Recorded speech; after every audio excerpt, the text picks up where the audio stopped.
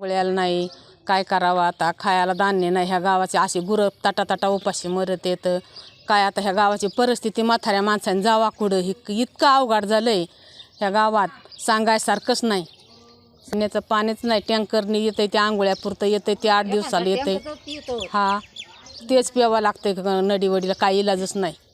हा घालच नाही. सगळ्या लोकांनी 10-5 रुपये होते ती घातले जिमनीमध्ये आणि टेंबच नाही आला. सगळे बिबारान घालून पैसे खत पाणी करून मोकळे झालो. पांडुरंगाने आम्हाला काय नाही द्यावा, सुखाचा ठेवा आणि मरणाचा पाऊस यावा, आम्हाला पिकं पाणी खाया प्यायला व्हावा. देवानी आम्हाला तर जाता येता ना म्हाताऱ्या माणसाला. असे काय आम्हाला विनंती देवाला तेवढीच आमची. वाकडं तळ्याचं कायचं येतंय ते कशाच येते, गडाळी पाणी येतंय. काय करावं आता, त्याला इलाजच नाही. आमच्या गावाचं लयच असं 5-6-7 महिने झालं असं इतकं अवघड चाललंय. आरेवाडी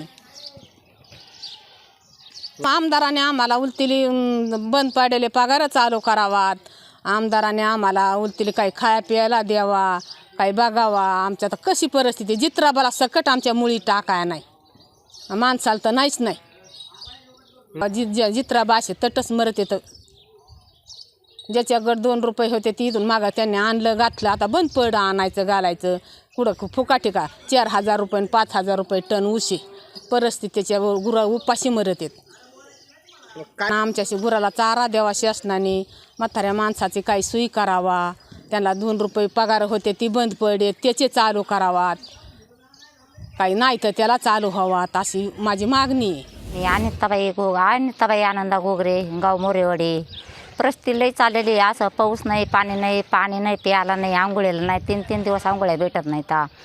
आंघोळ्या एकूण तिकून कपडे धुवायला पाणी नाही. लई परिस्थिती, गुरांचे हाल चालले.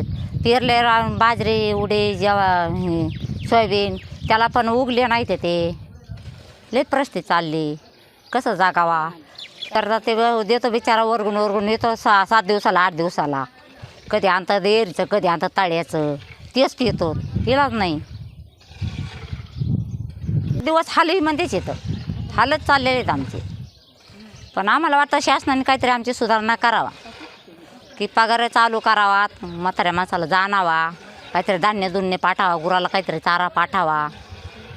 ती फार आमची फजिता चाललेली.